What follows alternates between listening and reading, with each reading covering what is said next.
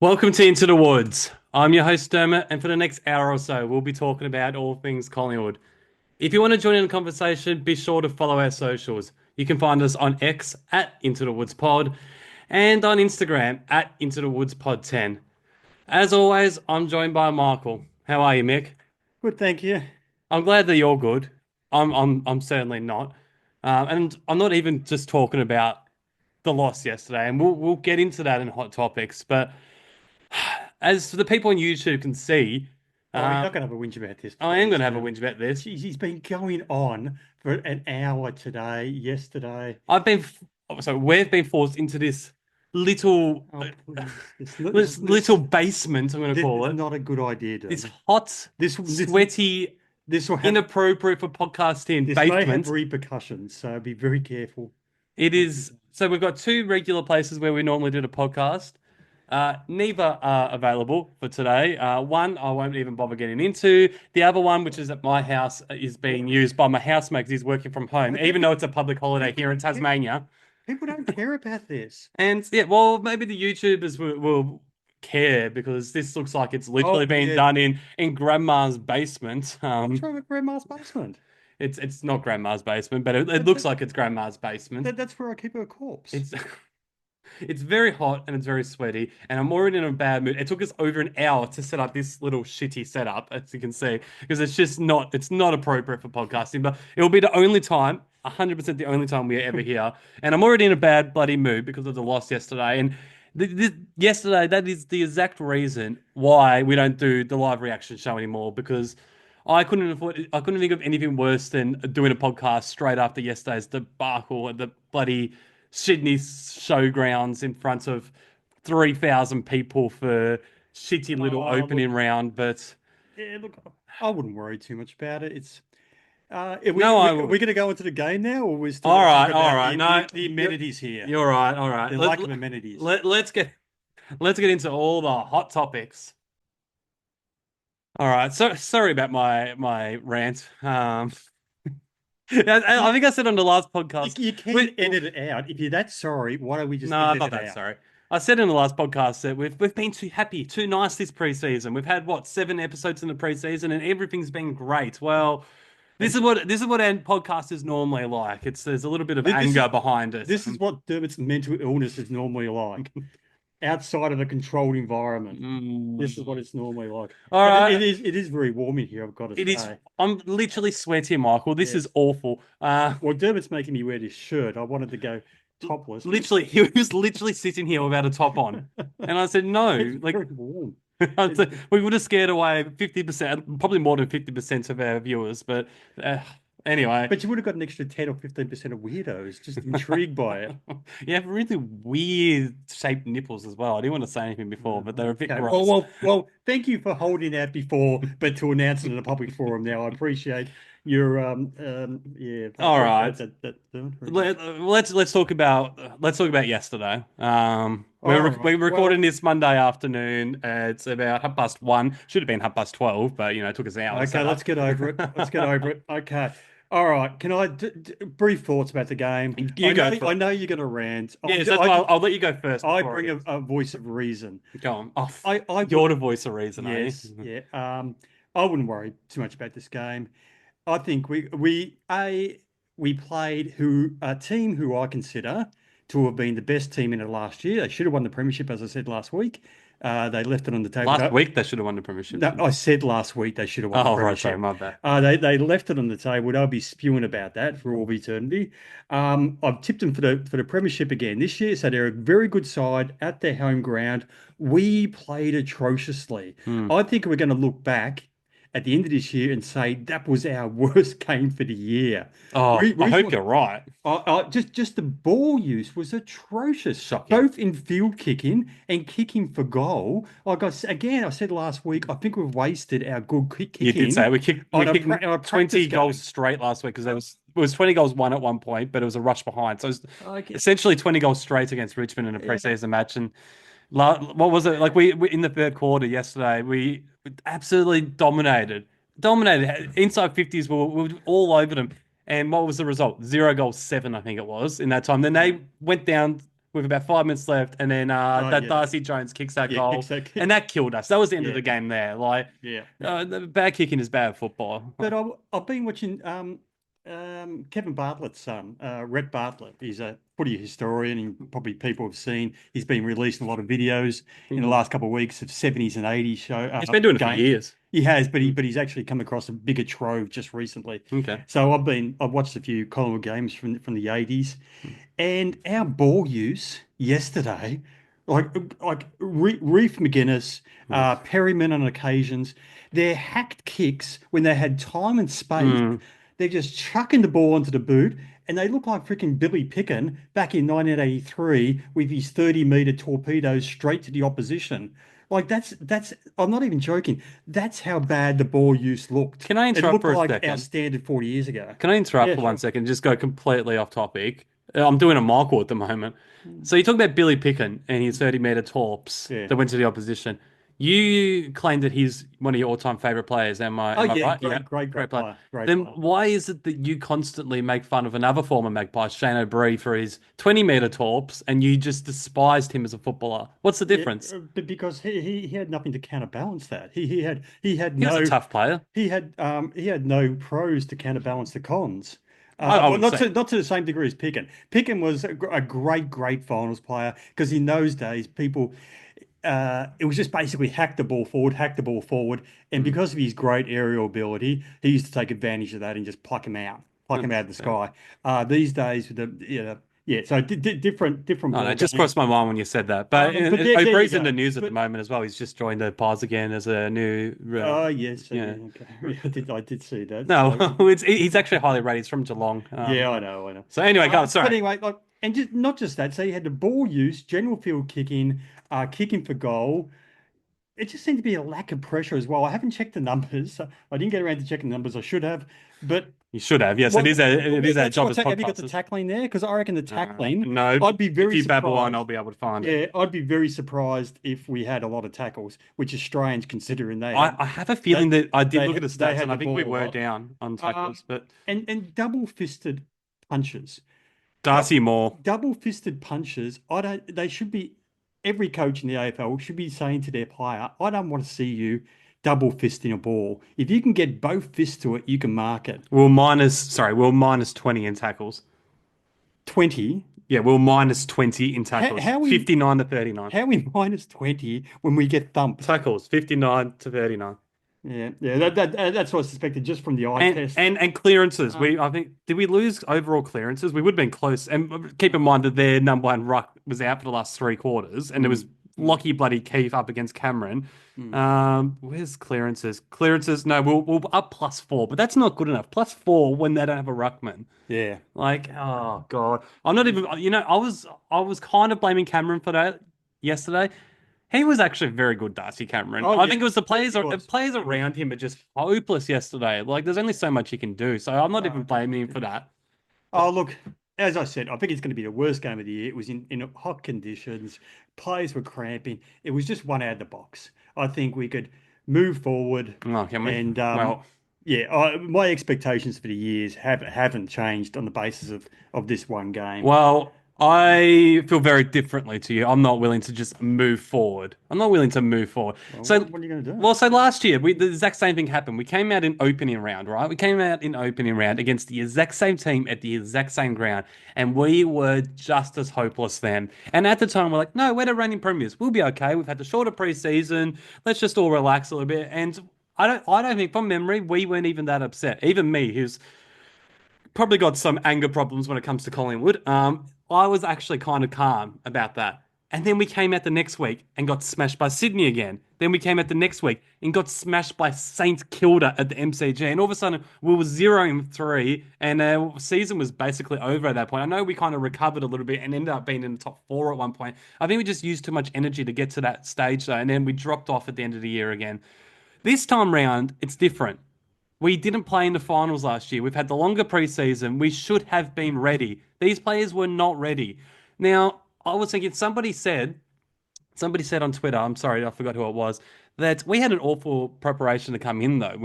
And like we should have had a good preseason, but in terms of the games that we played in the lead up to this, we played some weird, shitty 6-quarter match against Brisbane and Gold Coast where the teams were split up because we didn't play the back-to-back quarters. Like we didn't play, so Gold Coast got to play 4 quarters in a row. Brisbane got to play 4 quarters in a row. We played 2 quarters, then had a rest for 2, then came back for 2. So we couldn't use the same players for 4 quarters in a row like they were, because then they've had too long a break in between Yeah, quarters. they're So we've cooled had to down. go with 2 completely different teams. We then backed that up against a bunch of kids in Richmond, and man, we look Well, good. We had a bad well, preparation. Now, people laugh at the old Wizard Cup and NAB Cup days and be like, oh, too many games, 4 games of football in a row. Ha ha ha ha. That's who cares about the preseason.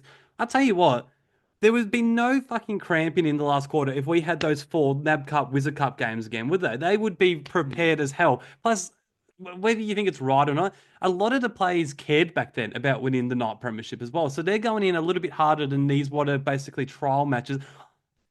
I actually think that maybe we should go back to something like that. And I didn't have this opinion until yesterday. But when I saw Nick Dacos and other players cramping in the third quarter, they're not match prepared. They haven't got that match fitness. They should have match fitness going into round 0. And we'll get into the bloody opening round later and what a joke that is. But they should be ready, shouldn't they? Their bodies should be ready to stand up for a round 1 game. And they're just not. you know what? It just occurred. I got an analogy. I think it's a really good analogy. What's that? Is it Rocky 3 or Rocky 4? He's fighting that Drago. Is it Drago, the big Russian Yeah, with guy, the big blonde hair. big blonde hair, and Rocky's training. He's punching the hell out of this punching He's the one bag. that killed Creed, isn't he? Oh, I only watched the first 2 or 3. Anyway, it doesn't matter. Apollo Creed died. Yeah, He's the one that killed him, wasn't he?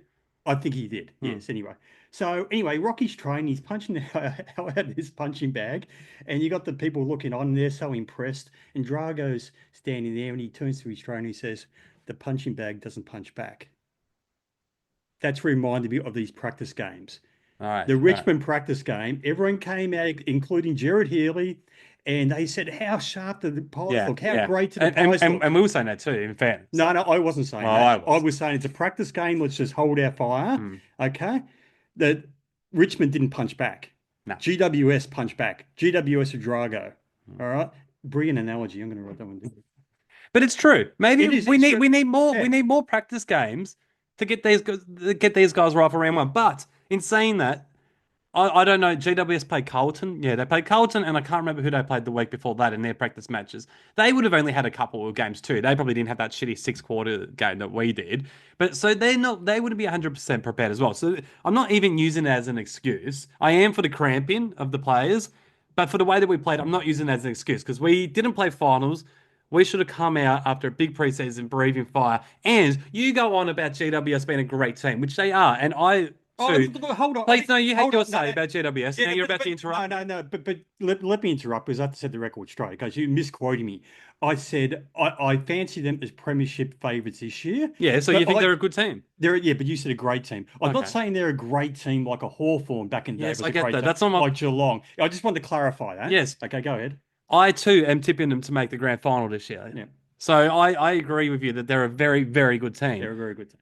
Now, yes, okay, I'm going to say we were missing Houston and we're missing DeGoey. Okay, cool. They were missing Jesse Hogan, Coleman medalist. Tom Green, their best midfielder. Jake Stringer, who you guys might laugh at, but I reckon he was in for a good year. I wanted him at Collingwood. Oh yeah, I thought you were about to interrupt us.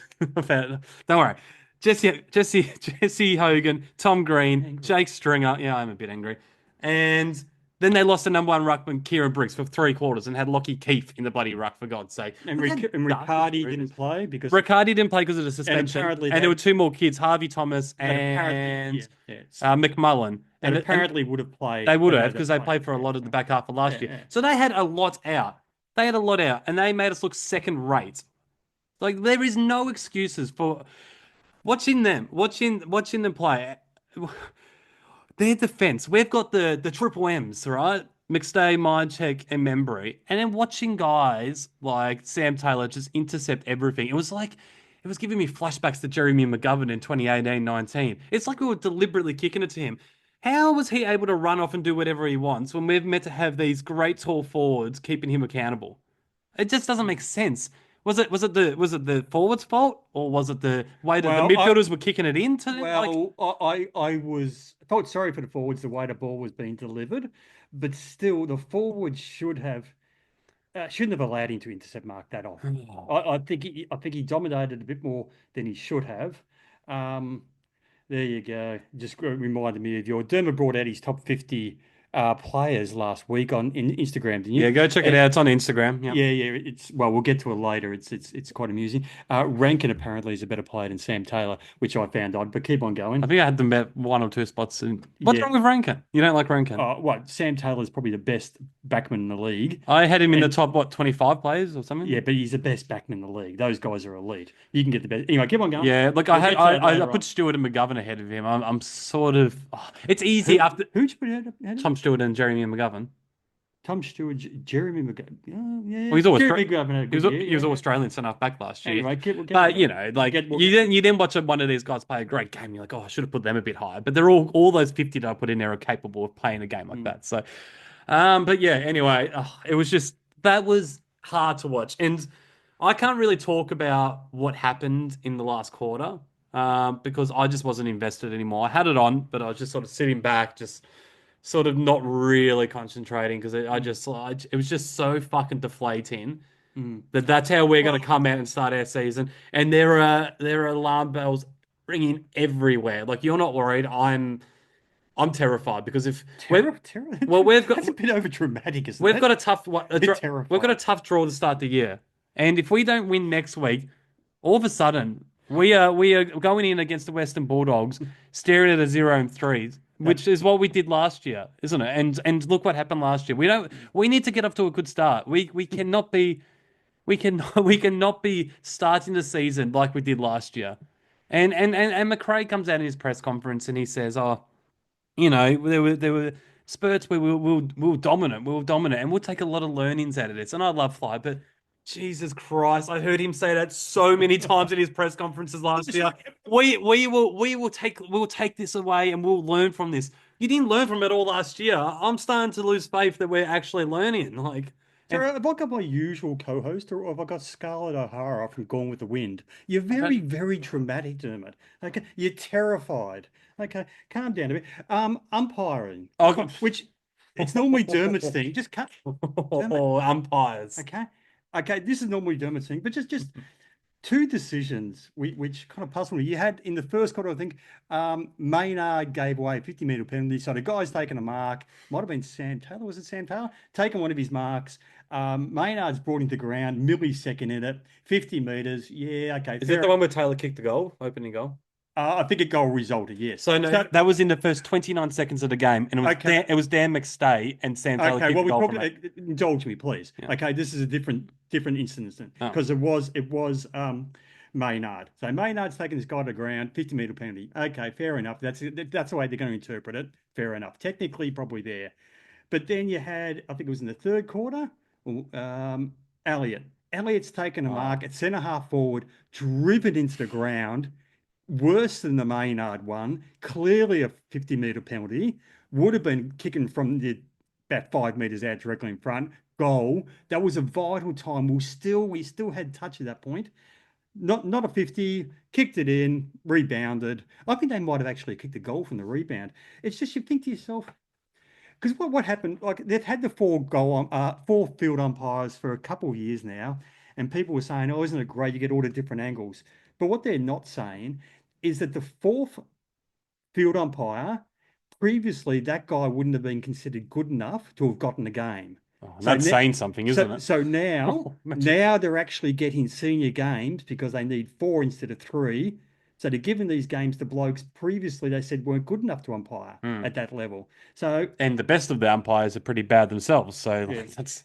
Anyway, But so no, I just wanted to make it took well, yeah, it took 29 seconds. The one I was talking about, 29 seconds into our season for me to start ripping my hair out oh because of the that yes, umpires. that was the one where The little brush down the face of do McStay. we really want to give away 50 meters? Is that really worth 50 meters? No way. Like, No way is that 50 meters. it's just like it's, Oh, 29 seconds into the season. I thought we were a physical contact sport. What the hell? Like, it was just a slight brush across the Oh, cheek. It you was can- something a grandma might dude or newborn Oh baby. my It was that goodness. gentle.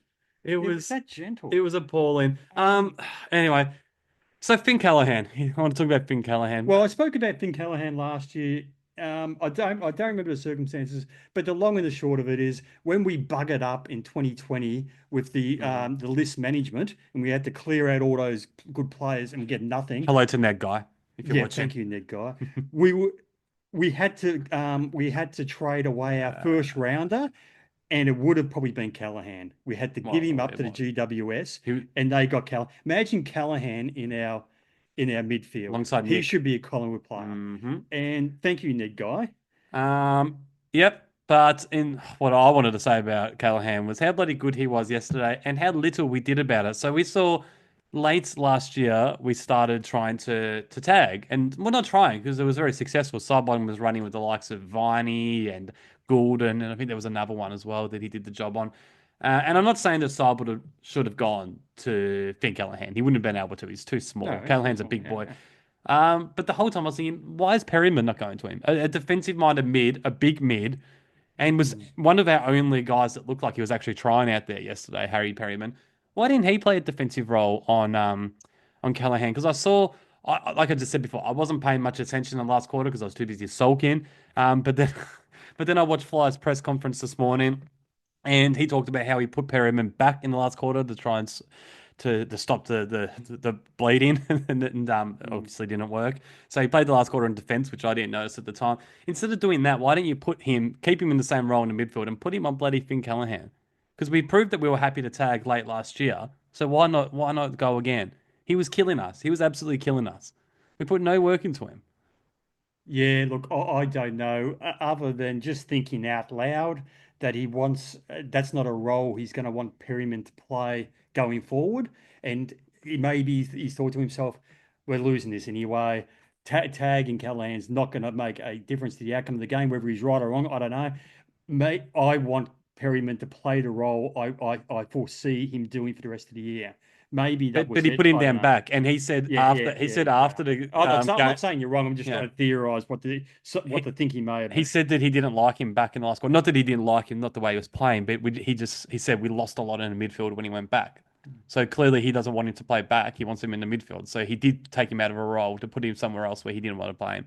I think that's a good role for Perryman long term. If there's a big bodied mid like a Callahan getting away from us, he can tag him. If it's a smaller guy like a Zach Merritt, then it could be a side bottom that does the job. And we come up next week against Port Adelaide that have Jason Horne-Francis.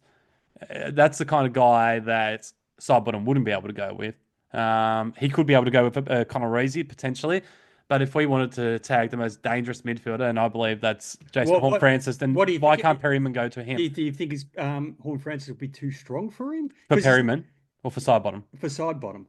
Because Yeah. he's not physically a beast. He's not a Oh, beast. I think He's a powerful little unit, but he's not a 6'2", beast, 6'2", 6'3" beast like Cripps or whoever. nah, he's more. He's He's not. like a danger. He's just got Dangerfield written all over him. I don't even think he's as big as Dangerfield. But Maybe anyway, not as yeah, big, but he's strong. Like you can yeah, put him in the he's goal strong. square and Yeah, he can yeah. play full Oh forward. yeah, Like yeah. No, he's strong. Starbottom Yeah, wouldn't be able to go with him, but Perryman could. yeah. Perryman It could, and would. Perryman Yeah. could push. Oh The thing yeah, I like about Perryman is he spent so much time at GWS as a defender. If someone like a Horn Francis was to push forward and try to break the tag, Perryman would be able to go with him and play defense on him as well. It just Mm. makes sense to me. I get maybe not starting a game. You want to kind of back you guys in, and he's such a good midfielder in his own right, Perryman, that you don't want him to just be defensive all the time. But if a Horn Francis was to get away from us the way that Callahan did yesterday, I would just like to see us make the move because there's just so many times I remember last year before we started tagging. That game against the Hawks where Sicily just absolutely killed us. It might have even been the year before. Can't remember. There was that game, and McRae said the next day that his wife said to him when he got home, "Why didn't you put anyone on Sicily?" Yeah, yeah, So I can't remember if that was the last year or the year yeah. I before, think it but was the year yeah, before. because we've lost badly to them twice in the last 2 years, so I can't remember which time it was. Yeah. I think it was that premiership year, but like I'm just sick of and like Merritt or every time we play Oh yeah, well, Essendon, like Merrick was the one screaming yeah, out for a like tag. let's just stop Um, this nonsense and letting these guys run free. Like, yeah, yeah. Especially well next week with Butters out, hmm, if we invest our time into Horn Francis and beat him or well nullify him, Well, what they got Connor Rosey left. Mm. He's not But playing the best footy of his career at the moment. You but know, they'll he is. go a long way to winning. I think he's a good player, Rosie. I think they're Oh, both he great. is. He's not. But He didn't end up last year but in great form though. I want to see us be a bit more flexible on the day. So if we're tagging Horn Francis, but then Connor Rosie is absolutely dominating, I would like to see us go tag him instead. Just make the switch. Like Mm. we don't make enough moves on the day. That's just how I feel. But anyway, we'll move on. So let's talk about a few individual players, and I'm going to have the one positive thing I want to talk about, a little tick. He wasn't perfect by any means, but I was really happy to see Ed Allen play 4 quarters, and I think he had his moments. It was Yeah. a difficult day for a young kid, and Yeah. I don't want to see people get stuck into him. Oh well. I saw one moron on Twitter, a so-called Collingwood supporter, saying, "Who's number 16? He's the worst player I've seen since the Browns." And I just replied, "I'm like, mate, like." If he You done, don't even know our own plays. You don't really have much of a say. yeah, Like, yeah. no, He's who's number 16? Like, shut the yeah. fuck up, mate. Look, I thought not going ahead with my votes at the moment, but No, I thought he was pretty good in the first half. he was. He showed stuff. Yeah. Like he probably ran out of gas, like a lot of players did in the second half. But yeah, no, I thought he was There okay. were good signs. There were good signs. And we need to go with him again next week. 4 quarters of footy, especially because De Goey probably isn't going to be back again. McRae didn't rule it out in his press conference, but I think one of the reporters, might have been John Ralph, said no, he's not playing, Yeah. which blows my mind that Well, this this is what I guy, said the other week. I suspect he won't be back until after the bye. why? When's the bye? Round 3. Round three. I don't think they'll bring him because this is what I was saying a month ago. I want to see them manage him. I want to see De Goey playing great football and being peak condition come into the finals. Now we still have to get to the finals. I appreciate that. And we've got a very difficult start to the I season, so we appreciate kind of that. need him. But Yeah. he's got a history. He's got a history of missing huge chunks of the year, 6, 7 weeks here and there, and it affects his back end of the year every time. But it's So bone. that's, What I don't understand, bone bruising. but no, it's got nothing to do with bone bruising. Is it the It's got nothing. It's got to do with his groins, managing the load on his That was groins. what I was about to say. Yeah, Or yeah, is it got something to do with his? yeah. It's got to do with just his historical soft tissue injuries. That's what it's got to do with. Apparently, he's been training really well for weeks, pretty much in full training. That's what I've heard. Mm, mm. So why the hell is he not playing?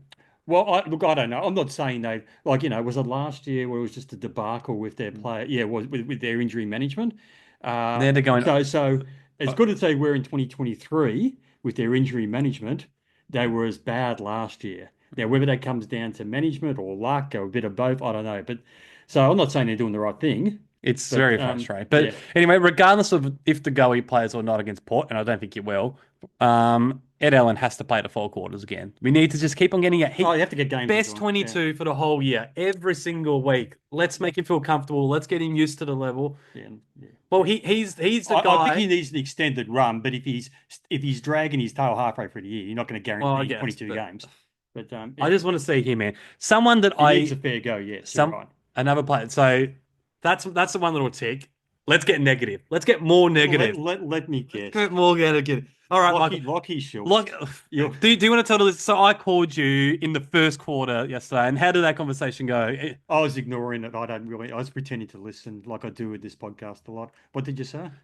I am sick to death of you, certain people in the media, What have I done? other Collingwood supporters. There's a few of you out there. There's a lot of people that are in my camp as well that have had enough of Lockie Schultz. And then there's people like you that look stat wise, he had a okay year last year. I don't give a shit about stat wise, Michael. I don't care. The eye test. How many big moments did Lockie Schultz let us down last year? How many times did he let us down? So let's just say he lets us down badly 4 times in a game, but then he lays 3 tackles afterwards and kicks a cheap goal at the end. You'll be saying, look, his stats look good.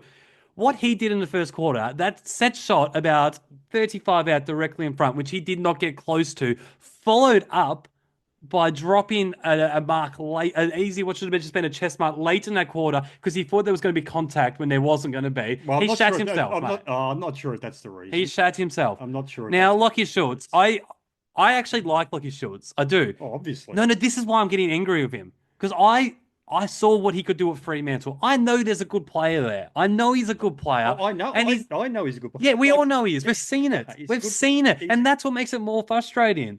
The fact that he is this bad. This isn't one game. This is a whole season last year. And game number one, he comes out when he should be breathing fire. He should be more settled now. He's been there over a year. He should be more settled. And he comes out with that shit in the first quarter. That is unacceptable. It's unacceptable. And I reckon you can't drop him right now because that would just No, break don't. his confidence even further. If by the bye, so round three, so if he keeps this crap up against Port Adelaide, he can backs up again against the Bulldogs. We can't continue to carry this guy. If he has not turned his form around by the bye, he's out. We cannot keep on carrying him. We have lost Ginnivan, and yeah, everyone might be saying, "Oh, Ginnivan, what a flog!" 10 times the player that Lockie Schultz is over the last year. We've Oh, lost no, Joe Richards that's not true. I think I demonstrated that last year. He's by not. the stats, But the famous stats. the famous stats. It's a good thing. Dermot didn't want to do this podcast yesterday because he was too angry. He was too upset. It's a wise decision, Dermot, that we waited 24 hours. But Emma Rock, so we traded what, a first rounder and a second rounder for Lockie Schultz. Then we gift Jack Ginnivan to the Hawks. We then give away Joe Richards to Port Adelaide. He's a part of the Houston trade. We had two good small forwards there, and we got basically not a hell of a lot in return for them because I'm sure we could have got the Houston trade done without Joe Richards. I'm sure we could have. And instead, we pay an absolute fortune to get Lockie Schultz. That just has not worked Well, out. Joe Richards wanted to go, which irked me. But he was in contract, I because think, wasn't he? He was still in contract, so we could have. I'm not sure. And maybe a But part of him wanting to go is because he knew there wasn't a spot there for him. If Lockie Schultz wasn't at the club, there would have probably been a spot there. If it wasn't for the Pies, Lockie Schultz would still be a primary school teacher in Rangarata. That's what annoyed Joe me. Richards would have been. You mean? Yeah, and probably Lockie Schultz too. Probably Lockie Schultz would be teaching up there. But so it's our fault. But we had a good depth of small forwards. We went out, we overpaid for this guy. Regardless, he was a good player at Fremantle, but he wasn't the player that we needed. But he needs to come and he needs to show us. This is why I'm getting paid this much. And can I tell you? Gee, you talk a lot. I talk a lot. There's a lot. There's more chapters to be written in the Lockie Schultz story yet. Well, you know what I think you should do to improve? He should go hunt and go find another former Docker and Magpie and get some advice from him. Do you know who I'm about to say? Another Former Docker and Magpie. Yeah. Had the same struggles as he did. Yeah. Chris Mayne. So Chris Mayne, I wasn't thinking of him. I was thinking of yeah. So Chris Mayne came to Collingwood on big money. He got to the club. His first year was appalling. He played like 3 or 4 games, spent most of the season in the VFL. The fans turned against Chris Mayne. The coach even came out and said a few things about Chris Mayne. That was embarrassing by Bucks. And it just looked like he was not going to make it. He then, mind you, has a bit of a role change. Goes from a forward to mainly a wingman who could play halfback as well. Turned his career around. And became a very serviceable player. He was very good for Collingwood. He was very good. The fans ended up loving him. The coach ended up loving him. Had a great relationship with Bucks, and turned his career around. He would have had so much pressure. His first season at the club was even worse than what Lockie Schultz's first season at the club was. Now, I don't think Lockie Schultz has the flexibility to be able to change position like Chris Mayne did. He's a small forward. He won't be able to play anywhere else. But he should talk to Mayne about how did he mentally get over that and end up becoming a good player. He would have been going through the exact same thing as, well, am I wrong? Is that not the perfect person to go get advice from in this situation? I don't think you should be lecturing other people on the soundness of mind, Dermot. Okay. But do you see where I'm coming from? Oh, look, it wouldn't hurt. Look, the positive. It did annoy me when Lockie Schultz missed that goal because that's your bread and butter goal, 30 meters out, slight angle. You're an experienced player, Lockie. You should be just nailing those. So that annoyed me. But the positives about Lockie. Okay, go on. Are we really doing that? Okay, go on. No, well, we know he can play the game. Like, I started to watch him started to pay particular attention about 3 years ago because Toby Green came out and said, one of my favourite players in the league is Lockie Schultz. Oh, okay. I knew of him, so I'd been watching him for a couple of years before I came to Collingwood. He can play the game. So we know he's a good player. Has he been All-Australian? No. But he's kicked 30 goals in a year 3 times, tackling machine. So good player. Doesn't that make it more frustrating that he's playing this poorly then? I'm only up to B. Okay.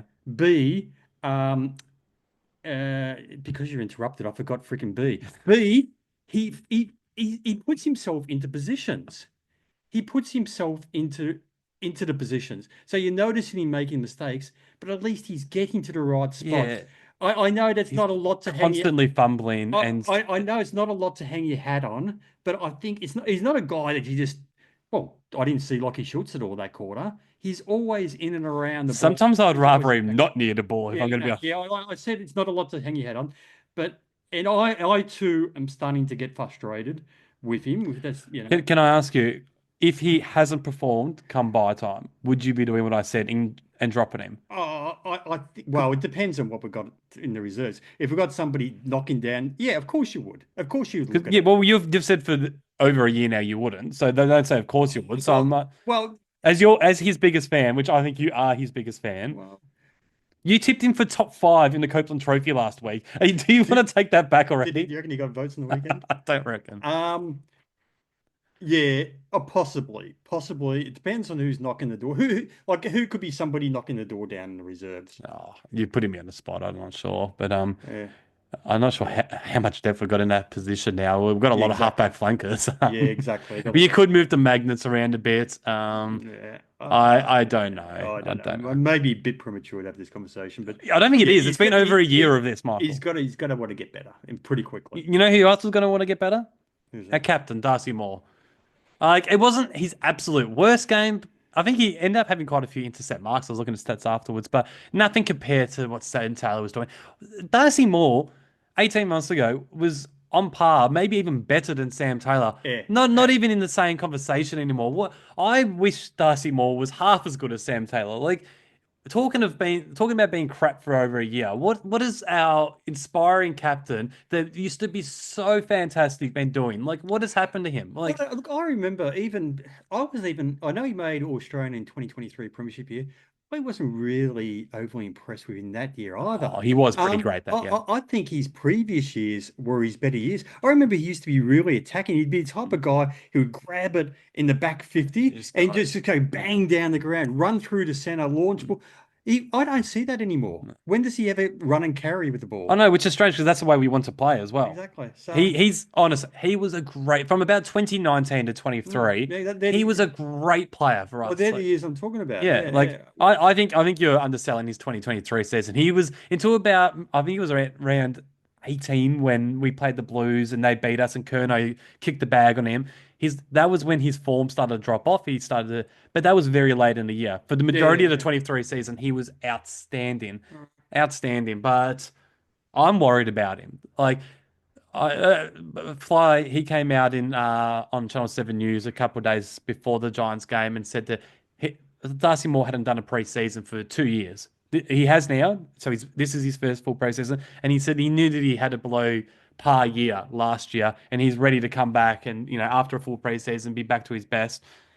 I didn't see it in opening round. I'm not writing him off because I didn't see it from most of the players out there. But as our captain, when we're playing that poorly, first game of the year, I expect a little bit more from him. And there were times when, not Cadman, that other young kid, Max Groskowski or Yeah, yeah, something like yeah, that. yeah, yeah, both There of was a them. couple of times where Moore was just beaten by that kid. I'm like, come on, Darcy Moore. He's literally a child. Like, come on, man. But anyway, we'll move on from him. The Triple M's. So Myercheck had his moments. I won't put him in there. The Membry and McStay were hopeless. Now I was actually impressed with McStay a couple of times when he was back up ruck when he was chopping Yeah. Cameron out. But as a forward, he was very ordinary yesterday and dropped so many marks, which is just so un-McStay like. Now, Swoop Luke said in the preseason that he hadn't seen him drop a mark at training at all. And Drop that one in the goal square yeah, which the commentators made didn't even mention it. what was going on with him? And Membry, God, he dropped a simple chest mark at one point in the last quarter. The one thing I do remember from the last Yeah, quarter was him yeah, getting run down into goal square. Just go back yeah, and take the shot, Matt. Like, yeah. what Oh, were those two doing? Like, oh, they were just so dominant for us all just preseason. that one he ran out in the goal square. Was that a result of a mark? Had he Yeah, marked he that? marked it. He'd marked He it. marked it. He played Yeah, on. yeah, yeah. That was And then crap. the other one you're talking about when Dacos hit him on the chest. Yeah, he just bounced off. Yeah. Um, the only it's a bit hard because of course we're limited to what we can see on the TV screen. Um, it's hard to know, as I talked about this last year, knowing who's presenting, when they're presenting, what if they should be used or not. But the commentators did say, I think Dermot Ruridan said Membry was leading a couple of times, good spots, just Yeah. wasn't used, Pendles ignored ignored him him. at one So, point. Yeah. like they live and die by the decisions and the ball use of the midfield, to a certain extent. But what annoyed me, of course, they just lack bring the ball to ground. Sam Taylor Yeah, taking yeah. what nine intercept marks, It something like wasn't that. just him. There was like Sam Taylor was a star in the day, but there were other defenders were doing the same thing Okay, as well. we must have had a plan for Sam Taylor. Surely we did. And Didn't look like it. yeah. Did we have a plan for James Sisley all those years Mm, ago? Like, mm, mm. no. So then, what did you think of Reece McGuinness? Um, First game as a defender. Reece McGuinness, like I said, he was all right. Oh, Just his poise when he had time and space mm. around him, and he was just hack kicking it out of defence and turning it over as a result. I think his Yeah, positioning was quite ordinary. I think his first yeah, 5 minutes of the game, I was like, oh, he's got a couple good spoils in. He's getting in the yeah, right spots. yeah. He got like 3 or 4 touches in the opening first half of the first quarter. And I thought, here we go, he's on. After that, it fell apart for him. I think his positioning was awful, like constantly caught out of position. It was just, Yeah. I Remember, think he was quite ordinary. remember, he's never been a backman before, as far But as yeah, I know. I'm not He writing can, him off. No. he can. Well, he just no. I'm not. Yeah, I'm just saying he came to the club as a big-bodied midfielder, Yeah. and you tried him in the forward line. That didn't work. I think Mick McGuan said the other week when we were talking to him, he hasn't got the two-way running. Mm. He hasn't got the engine basically Yeah. to play midfield, and Collingwood didn't know that at the time, and are trying to kind of invent a position for him. Mm. And this is his last chance. Um, so yeah, I don't. Jury's out, but he just needs a bit more poise when he's got the ball in hand. Just quickly, let's just talk about the following players. Pat Lipinski, Bo McCreary, Will Hoskin Elliott. Those three, once again, not enough from them. These are our bottom six players that they say your bottom six win your premierships. We're not getting enough from those guys. Will Hoskin Elliott got subbed out, a back injury. That's why he was subbed out, so he hurt his back.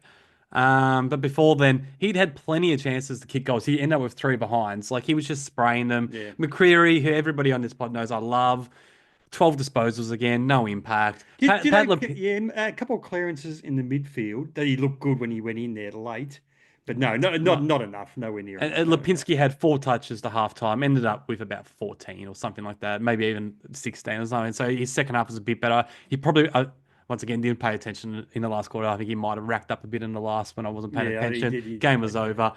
But at halftime, 4 possessions, not enough. He's becoming a preseason specialist. He dominates the preseason matches, doesn't give us a hell of a lot when the season starts. So those three are on notice.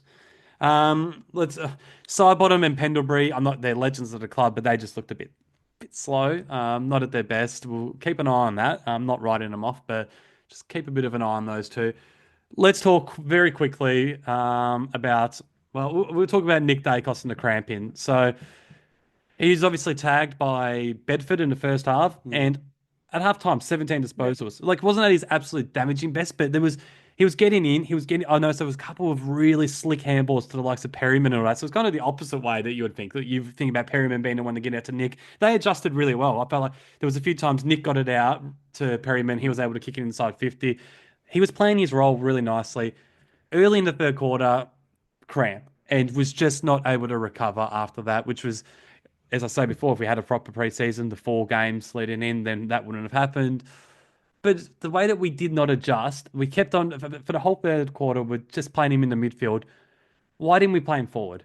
The guy couldn't run. I can't believe I'm about to say this, but Nick Dacos was a liability in that midfield in that quarter. Not his fault, but he was. Will Well, Hoskin Elliott hurt his back, was subbed out, so you can't sub him off. I get that. Why not put him deep forward and see what he could do? He was getting tagged anyway. Like, no, I don't think he was going to be able to do anything deep forward either, given his yeah, but condition. then get someone else into the midfield at least, someone that can actually run.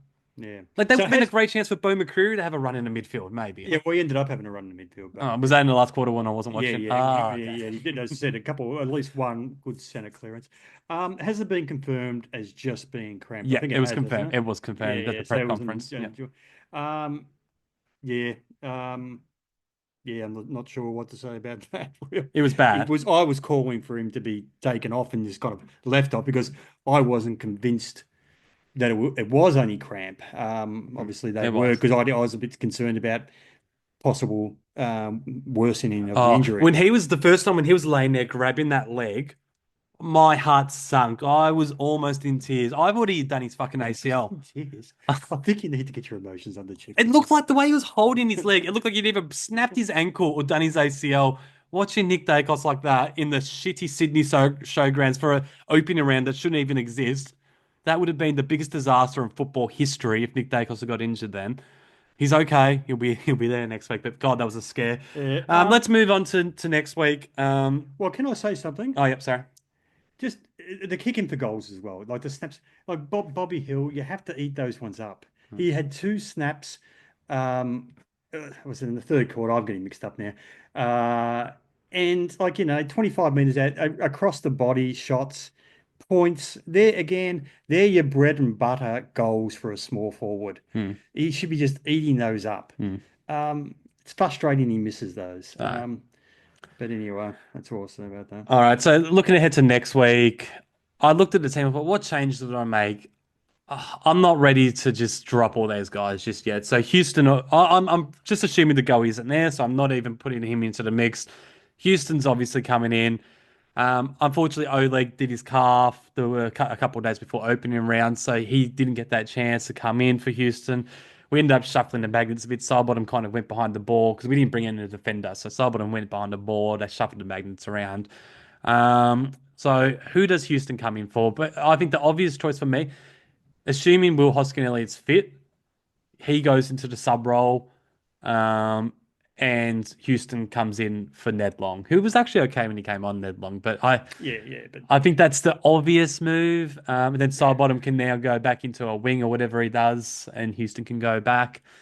Is that what you kind of figure? yeah, that's the obvious move. Yeah. Ned Long out.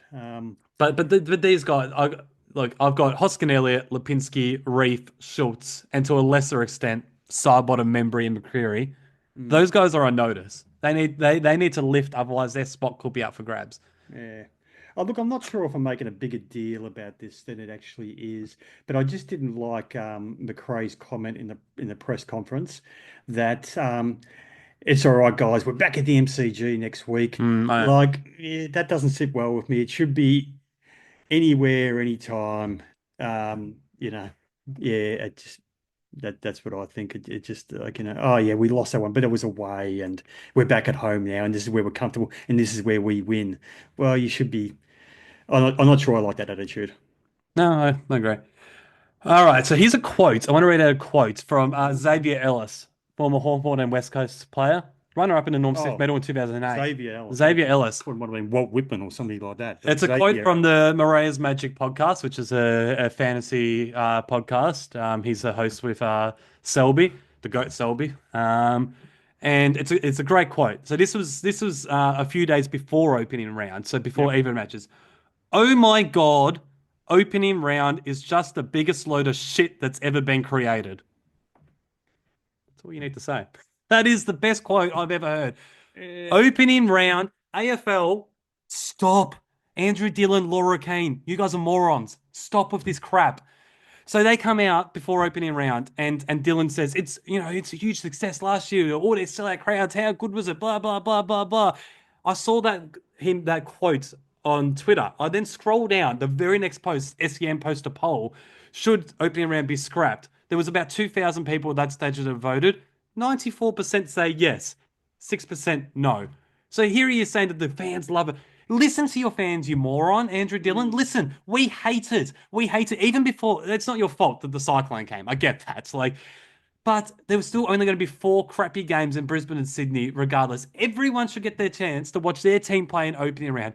Everybody. Now, if you want to bring the game to your state, to Sydney and Queensland and all your northern states up there, that's fine. Maybe have your marquee matches, your Collingwoods and your Carltons and whatever. They can go up there and play round one up there. The rest of the round can be played in South Australia, Victoria, Western Australia. Why the hell do they get to miss out? It's absolute crap. And Xavier Ellis, again, on that same podcast, said, the best way to market the game up in those states? Brisbane winning premierships. Sydney making grand finals. Yeah, GWS going deep but into September, which is what they're doing at the moment. Playing this game is not gonna these games up there is not gonna make the difference. It's just simply not. Scrap it, get rid of it. There's this crazy idea called round one where everybody plays. Because now, get this, Michael, get this.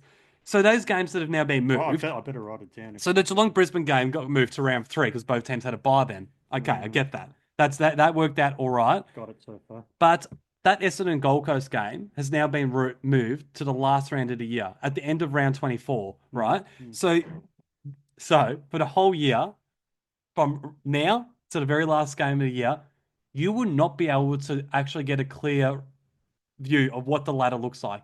Not once from now to the very last game of the year would there be an even amount of games played between every team. So the casual supporter wouldn't be able to open a newspaper and be like, oh, there's the ladder. These are the best teams in order. For the whole season. You guys don't open newspapers anymore. Oh, the 80-year-olds like you will open up. There is not once would there be an even amount of games throughout the season. What competition are these morons running? Gil McLaughlin leaves, and then 2 years later, Andrew Dillon and Laura Kane are ripping the heart and soul out of this competition. Get rid of opening round. Like I said, have Collingwood and Carlton, all that, playing up in Sydney and Queensland for round one if you want. Put them on the Friday night, the Saturday night, the Thursday night, the marquee matches. Let the rest of the competition play and stop with this spy bullshit. Everyone's sick of it. I think we should have waited 48 hours after the game. I'll give you a response to that. I'm not sure if you're right. I am right, so we're going to move on. As a fan, I agree with you that I would like the season to open at a packed MCG, whoever it is, Carlton, Richmond, or even the grand finalists from last year. But I understand. No, that's a good idea. Yeah, how that might work if the grand finals happen to be interstate sides and they lose a home game. But I would like to see, as a fan, a big game at the MCG on a Thursday night opening this season. But as a fan, I'm not always right. I don't always look at the big picture, because had you gone back, those polls you talked about, 94% said they don't like it. There would have been similar polls to that when they were first mooting the AFL idea back in the mid 80s. Now, AFL came into existence in 1990, I know, but when they were first mooting it in 1985, 86, the polls there would have said, no, we want to keep the VFL. We don't want. Had they listened to the fans back then, the game wouldn't be around now. Yeah. It just wouldn't be around. The fans don't always know. So that's what it's not. There's Laura Kane and Dillon. Their job is to grow the game. We need, we want to be the big. We're a much better game than rugby league. We are, but they run the game. So they run their game better than what we do. But we just need to put our game in front of these northern state populations and wait a couple of generations while they realise, hold on, this game's a hell of a lot better than this piece of crap over here, rugby league. We're ditching that. I know Dad and Grandpa used to watch that game, but I'm going to now watch it, and it's going to take a couple of generations. If they do it right, we will capture 60-70% of what had been their market. I know it's not popular, but opening round's not going to do that. Yeah, maybe not. It's not. I don't know. One round of football a year. But what I'm saying is you can't always just give fans what they want, because fans don't always know what's best for the game. Yes, I understand that, but in this case, the fans are right, because at the end of the day, what's better for the game? You can't win a debate by saying I'm right. No, I'm not. These two crappy games over in Sydney. So you got a Friday night game, and then the footy's on. Yes, the footy's back. Nothing on the Saturday. Then you got the Sunday game. Watch it, or have 9 games of football. And just watch footy all weekend. Maybe a bit of a this has been the worst start to a season in the history of the game. So no, the fans are right, Michael. The fans are right. Well, maybe a compromise. Maybe they open it up on a Thursday night at the MCG, a big bumper crowd, 80, 90,000, Carlton, Richmond, and then that weekend maybe have it dedicated to the Northern States. Well, that's kind of what I said. But I said give them the Thursday, Friday, Saturday night games. Yeah, maybe something playing like the big clubs, and then everyone plays. We still got the 9 games. I just think we do need to announce the game with a big game. Look, at the end of the day, we're back. If Brisbane winning premierships and Sydney and GWS being up there isn't going to get them to love the game, then nothing will. No, we can't. I was thinking about saying this. I want to get back to the days where it wasn't a compromised fixture. The fixture wasn't compromised. I just want to get back to a level playing field. I'm sick of this stuff where they're saying, Gee, the likes of we have to keep Sydney a competitive side. We have to keep Brisbane a competitive side because if they go down the bottom for too long, their fans are going to drop off and it's going to hurt the game. I just think we need to be able to get past that. Um, this all back in the early 2000s when you had Brisbane being able to spend an extra $800,000 on their salary cap, that got them a couple of flags. I'm convinced of that. The cost of living allowance that Sydney were at, that kept them competitive, artificially competitive, and they're thinking about bringing that back. I just want to go back, if possible, to a level playing field like it was right back in the days before the national competition emerged. I'm not sure if that's possible, but ideally, I'd want to see that. Fair enough. Anyway, we're going to move on because we're going way over time at the moment. Let's get into the Julian Rowe Medal. All right. So if you're just joining us for the first time this year, last year we had our best and fairest, which was called the Julian Rowe Medal after former Collingwood player from the mid-noughties, Julian Rowe. Here he is. He's made his debut. There he is. People on YouTube can see the great man. There he is. Put him back. Let's not humiliate Julian anymore. Do we need to? No, we love Julian Rowe. He's the mascot of the podcast. He's just fallen down for listeners wouldn't be able to see that. There you go. So the reason the medal was named after Julian Rowe is because on our very first podcast, and I don't recommend going to listen to it because it's bloody awful. It's okay. The sound quality wasn't great, but very bad. But we told the story that Michael compared Julian Rowe and said he's the next Keith Gregg, who was a team of the century member for the AFL, former North Melbourne wingman. Was he a Brownlow medalist? A couple of Brownlows. Couple of Brownlows, an absolute legend of the game. Lazy couple of Brownlows. He thought old Julian here was the next Keith Gregg. It unfortunately didn't quite work out for Julian, but he'll forever be remembered as a 20-game legend of the Pies. So because he didn't get the Brownlows and all that, we thought we'd name this award after him. And I don't want to spoil a good story with the truth, but I never actually said he was going to be the next Keith Gregg. I said the way he moves reminds me of Keith Gregg. You said he was the next Keith Gregg. Again, coming from the guy who said J.P. Doomity, the former South African batsman, was the next Don Bradman. I don't think that's quite accurate, but moving. But anyway, so I came up with a great scoring system last year, and Michael just heavily whined and whined and whined. So last year, so I'll tell you, I don't like the 3-2-1s. And the reason I don't like the 3-2-1s is simply because you could be the fourth best player every single week and not get a vote. And then you could have a one-off good game and get 3 votes. And then all of a sudden you've got 3 more votes than a guy that's been so bloody consistent. So the way that I came up with this scoring system was to make it different to other podcasts and all that was I had a 50 votes on offer per game. 50 votes each, 50 from me, 50 from Michael. So that's a maximum amount of votes we could give. The minimum amount of votes, I think, was 20.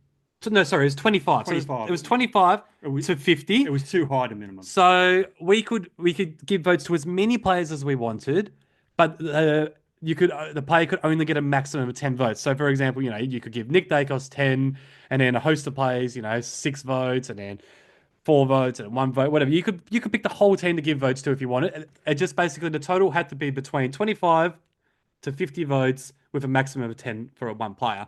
And Michael constantly was whining, I want to give more than 50 votes. I want to give less than 25. Why is there a limit? Blah, blah, blah. Every week. I literally said blah, blah, blah. That's a direct quote. It was very frustrating. So this year, I've kept the same scoring system, but I've made it a little bit easier for Michael. It's now it's a minimum of 10, a maximum of 60. So you got to work with that, Michael. You got to work with that. Well, so you fixed it. The long and the short of all that is Dermot fixed his voting system. No. Let's get going. All right. So, and just for the listeners, last year Nick Dacos won it very easily. So he's the reigning Julian Rowe medalist. It was also very, very frustrating. You couldn't give players negative votes who deserve negative votes. No, we're not Triple M and give the bad votes. But Will Hoskin earlier. But anyway, come on. All right. So I gave a total of 24 votes yesterday. Right. Which is probably a little bit more than I thought. So I've given 2 votes to. People might say, you're biased, Dermot, you're biased. But no, I've given 2 votes to Nick Dacos. Now, hear me out. So Nick Dacos, to halftime, these were his stats. 17 disposals, 9 of them were contested, 5 clearances, 3 scoring involvements. To halftime with a hard tag. A hard tag. He was dominating. Can I take this shirt off? It's very warm. It is so fucking hot. So he was dominating for a half of football with a hard tag. He then did nothing in the second quarter, but he was so courageous to fight on. Like he was in so much pain that I just had to give him 2 votes for breaking the tag in the first half and then for trying to fight on for the club. This is what the Julian Rowe Medal is all about. Is that what it's all about? It's all about. So Going. I've given Nick 2 votes. Enough. I've given 4 votes to Jeremy Howe. Now, stat-wise, he only had the 13 disposals, 6 marks, 3 intercepts, 394 meters gained. So stat-wise, it wasn't amazing. It was more the eye test. He to me was really courageous. Came off for about 20 minutes because he was having a test for concussion. Which, by the way, if a player's been forced off the ground for 20 minutes. We should be able to play our sub for 20 minutes. Like the sub rule is an absolute joke as it is. Yes, they should. But he should be able to come in for 20 minutes. Oh no, Howe's okay, back off. Anyway, whatever. So Jeremy Howe given the 4 votes to. I'll give him 5 votes to Josh Dacos. His kicking was a little bit how you doing, but he still ended up with a team high 28 disposals, a team high 548 meters gained, and 6 score involvements. So I think long term he's going to be really good off half back, especially when Houston comes back to help him. I'll give him 5 votes to Perryman, 27 disposals and a team high 9 score involvements.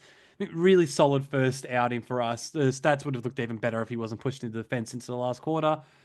And I've given 8 votes to Big Darcy Cameron. He had the 22 disposals, a game high 19 contested possessions, an equal team high 7 marks, team high 6 clearances, 6 intercept possessions, 446 meters gained for a ruckman. That's amazing. And the 37 hit outs. Which you expect because he was coming up against Lockie Keefe for the majority of the game. But he was really good, Darcy Cameron. So 8 votes to Cameron, 5 to Perryman, 5 to Josh Dacos, 4 to Jeremy Howe, 2 to Nick Dacos. Those 5 players, they can hold their head high. The rest of you, hang your head in shame. You're awful.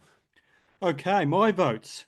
Cameron, 7. Perryman, 5. Quaynor, his first votes in the Julian Rowe Medal. Quaynor, 4. You gave Quaynor 4. I gave Quaynor 4. Is this to make up for not getting any last year? No, it's not for that. I thought he looked, but now he might have had a few kicked on him. I'm not sure, but I thought he provided a bit more run for us. He did a little. His marking was back. Yeah, he was okay, but I just didn't give him 5. Josh, 4. Ed Allen, I gave 4. I thought he was pretty good in that first half. Okay. And Nick, I gave 4. I gave double.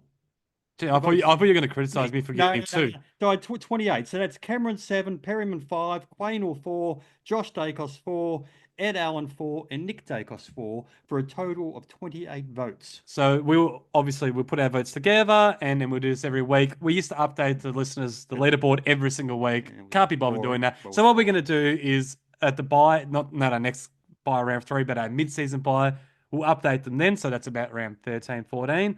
Lockie Schultz 2 votes. I might work that into. And then we won't hear the leaderboard again until our very last game of the year. It'll be in camera. Yeah. I had to explain to them what in camera meant last year. All right. So anyway, that's the Julian Rowe Medal. Now it's time for everybody's favourite segment. You got Blast from the Past. How? Okay. All right. So Blast from the Past. Blast from the Past is what was our most popular segment last year. And we'll explain it to the listeners quickly. It's just essentially we look back on a past game. From the same round. That's what we were doing last year. That's what's different this year. So I've changed it this year. So last year, say you had you're coming into round 1. We'll look back at a past round 1 game. This year we've just played the Giants, so now we're going to do a Blast from the Past old game against the Giants. Okay. So next week, then we'll be doing a Port Adelaide Blast from the Past, and then so on. So for this Blast from the Past, we're going back 11 years to round 22, 2014. Shield. Look out, Bunting! Just got a handball. Josh Thomas!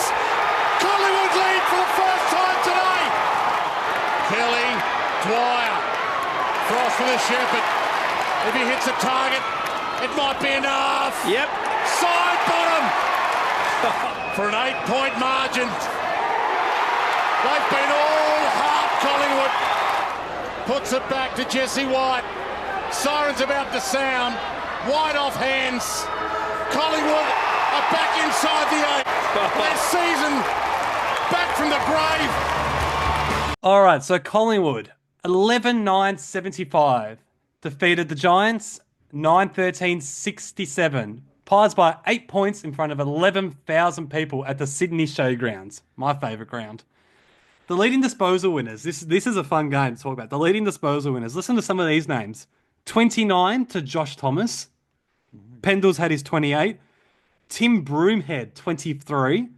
Sidebottom had his 20. Ball had his 20. Marley Williams, 20.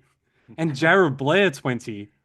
The leading goal kickers, once again, listen. Marley Williams was on parole, was he, for that game? The leading goal kickers, again, Michael, these names, listen to them. Josh Thomas, 3 goals. So the 29 disposals, 3 goals. Tim Broomhead again, 2 goals. Tim Broomhead, the pony, I used to call him. Oh, eventually, one day I might explain why I called him the pony, but anyway. Jesse White, 2 goals. Again, Marley Williams, 1 goal.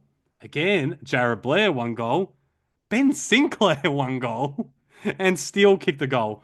So those names, we won this game off the back of Josh Thomas, off the back of Tim Broomhead, Marley Williams, Jared Blair, Ben Sinclair. That was one of the most unusual games I've seen. So there's actually a lot to take out of this game. It was a weird one. So these were the lost years. These few years that we started the descent into where the Bucks driving us, the club into the ground.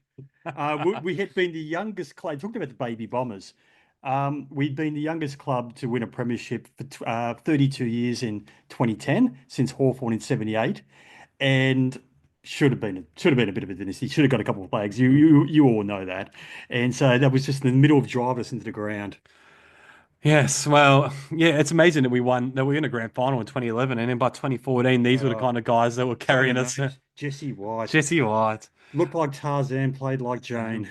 In this game, so a 20-year-old Toby Green racked up 42 disposals and a goal. Oh, did he really? That's when he was originally a midfielder. What was his stats? 42 disposals and a goal. I remember him being a midfielder. He was a midfield. He racked up Toby Green. Why isn't he playing there now? Anyway, don't know. Tom Boyd played his 8th game and his 2nd last for the Giants. Right. So his last game was the following week. Do you want to take a guess who that was against?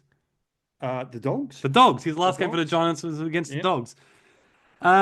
Another player that played for the Giants that day, Sam Frost. Oh, yeah. Brother of Jack, who also played in this game. Jack Frost played for the Pies. But Sam still kicking around at Hawthorn all these years later. Had a stint with Melbourne in between. And Jack looked like the better of the two, but unfortunately he's got concussion issues. Ended his career at Brisbane. Yeah, very sad. A couple of Collingwood-related people in this game. Adam Treloar played for the Giants. He racked up the 27 disposals. Heath Shaw was there playing for the Giants. Will Hoskin-Elliott playing for the Giants and had a big moment, which we'll get into in a second. Another player, Tim Golds, was playing for the Giants that day. Tim Golds. Tim Golds was playing for the Giants. He was on our list but didn't play a game. Am I right in what? saying I was trying to trick. Yes, how do you remember that? I thought you were going to be like, who's this? No, I just remember the name. Don't ask me too much. So Tim Golds, he played 6 games for the Giants and then was on our list in 2016 before getting delisted. He was a part of the grand final sprint in the 2010 drawn grand final. Years before he was even on a list, representing GWS, who obviously were a couple of years away from being in comp, came second on that day. So another little link to Collingwood. But yeah, he was on our list in 2016 and played, this is one of his 6 games for the Giants. So good day to Tim Golds if you're out there listening. A few guys playing for Collingwood that day, Lockie Keefe, who was obviously playing for the Giants yesterday. So. Don't get me started on Lockie Keefe. Everybody's favourites, Tony Armstrong was playing for us that day. Yeah. Jackson Ramsey. See, these are some. Yeah. I'm not even including the names that we've already talked about. Jackson Ramsey got a running halfback type, wasn't he? 5 Sammy Dwyer. He was an okay player. He was an okay player. He played with Lewis at Hawthorn underage footy, and Lewis was a big rap for him. Jordan Lewis. Yeah. Alex Fasolo, the Faz, he was there. Big Witsy. That was before he went to Gold Coast. He was with us.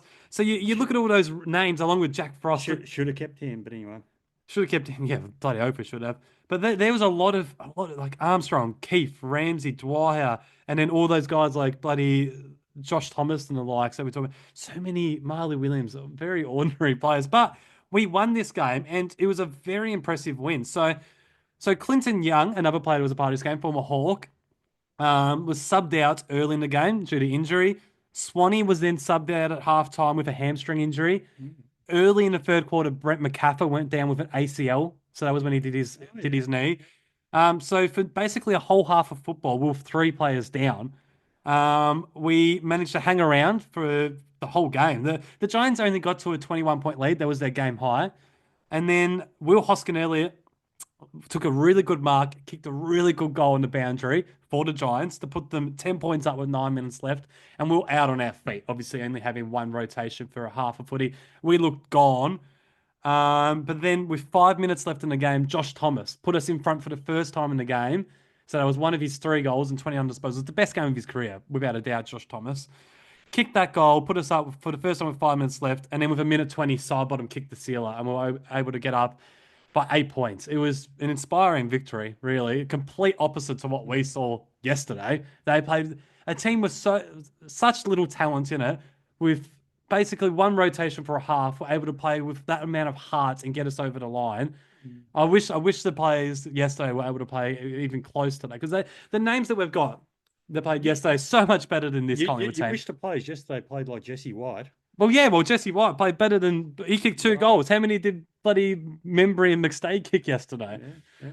So yeah, that was a great game and a famous victory for under Bucks. And yeah, there's the opening blast from the past for 2025. A solid opening. Solid opening. All right, now here's Michael with I got vomit. Okay, so I've just been told to make it as quick as I can. We're running way over. Only Dermot gets to talk on this podcast. I'm not sure if we've done this one last year. Did we touch on socially retarded people? I don't think we did. If we did, it bears repeating, and we've all encountered them. These are the people. Be careful. I don't want to have to start beeping things out. I hate the editing. Just be careful. No, we've all encountered them. You can't say the R word anymore. We've all encountered them. So you're down the shops, you hold the door open for somebody. They don't acknowledge you. You're walking in the park, a beautiful day. Couple walk by you with their dog. You nod and smile. They give you nothing. That happened to me today, actually. You let somebody in traffic when you don't need to. Like, how do these people negotiate life? I don't understand. No, I agree. Like it's a slippery slope from that to total anarchy. Okay, this is a social This is the lubrication you need for the smooth running of society. If we stop these acknowledgements, next thing you know, people they're throwing chairs through store windows. They're looting. It's all going to hell. This is the start of it. Seriously, this is the start of it. Okay, that's all I've got. That's all you've got. Well, you told me to be quick. Oh, I just assumed that you had more than just that, though. No, just that. That was fantastic. Well, I'm not looking for the Gettysburg Address. I'm not. I just want a simple wave, a nod, a smile. But we're running out of time now. We haven't got time to talk about Dermot's top 50. We might leave that until next week. Well, very quickly. Do you say anything, or do you want to go? No, what I want to do is, because we can do that any time. What I want to do is just the speculation about some trades, because trading is now a all year round thing. They speculate. Oh, well, that should have been the hot topics, Michael. Ugle Hagen and Luke Jackson. Any chance for the? Well, Tony Shaw wants us to get Jamara, but it's just very early. Who knows? But your thoughts? Oh, do we? Are these the type of players we need? I'm not that. Could we get them? Luke Jackson, I'm not that keen on Jackson, but I would like Jamara if he's in the right spot. I don't think Luke Jackson's going to be able to leave Fremantle though. Nah, and if he does, he wants to get back to Melbourne anyway. No, just the fact he's not going to be able to get his furniture back over to the East Coast, not knowing how to use a tow bar. Oh, Anyway, the man can't use a trailer. Yes, they don't know what you're talking about, Michael. All right. Anyway, we can talk more about that in Hot Topics next week. But we're going to end this show with Who Am I? Oh, I've forgotten about you. Who am I? Who's doing this one? I'm giving it to you. Oh, okay. All right. So how many Who Am I have we had so far? We've got to go to the intro, Michael. Oh, sorry. Go to the intro. Who am I? All right. Who am I? So we've both had 2 at the moment. We've had 2 each, have we? 2 each, and I'm still winning 2 points to 0. So of a possible 20 points, we've managed between us to get how many points? 2. 2. And we present ourselves as some kind of experts, do we? No, we never said we were just We never normal were. fans. Okay, right. Yeah. Okay. And you could say in a way that it's us that is putting these questions Okay. together. We're really good at like not being able to. Right. All right, so you Let's ready? go. Keep in mind, though, listeners, I'm hot. We both I'm are. suffering here a bit. So All right, let's get this over and done mentally with then. drained. For 5 points, I was drafted to Collingwood for the 1961 season as a key position player. Not 1961. Yes, well, you gave me Drafted. There was no draft back in 1961. Well, he was joined for Recruited. he was recruited for the 1961s. Well, you gave me as a key position player. as a key position. And again, my bugbear. To me, a key position player is key forward or key back, not ruck. Can we just make that distinction? So I'm assuming he's not a ruckman. No. Is he a ruckman? No, he's not a ruckman. Oh, so is he? He's a key position player. So he's not a ruckman. He's not a ruckman. Okay, so key position 1961. Okay. Hold on. Give us. Okay. Think about. We're not this going to one. get it with 5. No, hold on. Give us a chance. 1961 key position player. All right, you've had it long enough. Mate, hold For on. 4 points. No, Michael, this is a podcast. It's No, going to run smoothly. I'm thinking Twiggy Dunn. Is that a bit early for Twiggy Dunn? Maybe a bit early. Do you want to go with that? Um, Are you going to strike out in the first question? Ross Twiggy Dunn. He's actually in this picture. We'll talk about this picture next week, but he's in there. You'll be able to see it better when we're back in our normal sort of studio. Peter McKenna. No, it would have been too early. For Okay, we're moving on. You don't have this. Oh, For 4 points. I spent the whole of the 61 season in the under-19 side, but finally managed to debut in 1962, starting my career in the back line and ending my debut season with 13 games. You are meant to talk, Michael. It's a podcast. I had to be able to think about these things, but I can't. Well, we're here for entertainment reasons. This isn't helping you talking to me or something. So 1961, came to the club under 19, so he's about 18 years old then. And then 13 games in 1962 in the back line. Ted Potter. I'm thinking about a Ted Potter, but I don't think you'd know who Ted Potter was. He was the one who handballed the Barry Breen. All right, you're running out of time, Michael. Grand final. All right. Hold on. No, you struck out. Is McKenna too early? Come on, Michael. Okay, for 3 points. For 3 points. After a couple of seasons of being in and out of the team, I switched to the forward line for the 1964 season, but still only managed 6 games. I would, although, win the best and fairest and leading goal kicker awards for the reserves that season. I'm going Peter McKenna.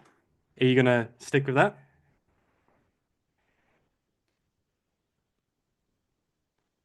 Yes. Peter McKenna. Bum. Keep on going. All right. So for 2 points, this is for our listeners. In fairness, I didn't even know who this guy was, so I had to research. So, well, you're older than me, so I wanted to give you a challenge. For 2 points, in 1965, I would only play 2 senior games for the Pies before being transferred to Richmond after round 5. I would go on to be the Tigers' leading goal kicker that season, but was still unable to lock away a regular spot and ended my 62-game VFL career halfway through the 1968 season. So this guy played 62 VFL games in the 1960s before I was born for an opposition club. Yeah, and no. Well, he played for Collingwood as well. Yeah, but he played primarily for. No, he played 29 for Collingwood. Yeah, he played a few more for Richmond. So maybe maybe he made his name in the media later on. So you hadn't heard of him? Can I just say I've given you this guy as a bit of payback. So last week you gave payback. Last week you gave me that guy. Andrew Shawball, he played 79 games for Collingwood. I was deputy vice captain. Yes, but that was when I was like 1 year old. So you were about the same age at this point as what I was for Andrew Shawball, whatever his name was. And you couldn't believe that I didn't know who he was, even though he was playing before I was born. So now I've a bit of payback. I've done the same thing. Do you know Lou Richards? He was playing before you were born. Do you know Gordon Coventry? No, but yeah, exactly. So you should be able to get this. So he played for Richmond. In 1965, I would play 2 senior games for the Pies before being transferred to Richmond after round 5. I would go on to be the Tigers' leading goal kicker that season, but was still unable to lock away a regular spot and ended my 62-game VFL career halfway through the 1968 season. Right. All right. For 1 point. In 1982, I would return to Collingwood as a reserves coach, but after 10 rounds, I would find myself as the coach of the senior team after the sacking of Tom Hafey. Mick Irwin. Yeah, I would coach the remaining 12 games before being replaced. Mick Irwin was not a key position player. He was. He played fullback and full forward. It says He it was on, shorter than me. yeah, but back then, yeah, that was what key position was. He played as a key Oh, position. I deserve the fact that I Oh, the fact that I knew he took over from Tommy Hapey in '82. For 1 point. That's the easiest question. You got the easiest question. So I got 1 Congratulations. point. No, because he guessed Peter McKenna after 3. That was freaking hard. But If anybody else even was able to get 1 point, I'll eat my hat. hold on, what's the difference when that Sherbourne guy, is that his name? Andrew Shawbull. Sherbourne, he played when I was about 1. Move on. This guy played when you were about 1. So what's the difference? Other than the fact that this guy was actually a senior coach when you were, 15 or something. So you're more likely to know who this guy I is. think he actually got 5 wins for us in the back end of '82. I think it was 3. 3, wasn't it? Yeah. No, he actually did pretty Mick well. But Irwin. Mick Irwin. Yes, I remember Mick Irwin. Yeah, so this is payback because last week you're like, you should know your history. You should know who this guy is. So I thought, I'll give you someone that's kind of the equivalent to what Sherbourne was for me. Shawbull. That's all. See, I don't even know. Shawbull. Mick Irwin. I don't think he was a keeper. Anyway, wasn't keeper. Do you want me to show you what it says on the official Collingwood website? We're going to like. Well, we're going to wrap it up because that's. Oh, we're wrapping it up. Aren't we? You're still, after 3 attempts, you're still on 0 points, Mick. That's embarrassing. So Hagen pulled a gun on Rory Lobb, did he? Allegedly. All right, we're going to wrap it up. In fairness, if I had to live with Rory Lobb, I reckon I'd pull a gun on him as well. All right. Any final words that isn't to do with Lobb or Tamara? No, nothing from me. All right. Don't forget to subscribe to our channels on Spotify, Apple Podcast, and YouTube. But he didn't shoot him, did he? Don't forget to subscribe to our channels on Spotify, Apple Podcast, and YouTube. If you want to follow our socials, you can find us on X at Into the Woods Pod and on Instagram at Into the Woods Pod 10. We're going to wrap this up quickly. Thanks for listening. We look forward to doing it again soon. See ya. Have you seen Rory Lobb's TikTok videos? I'd pull a gun on him.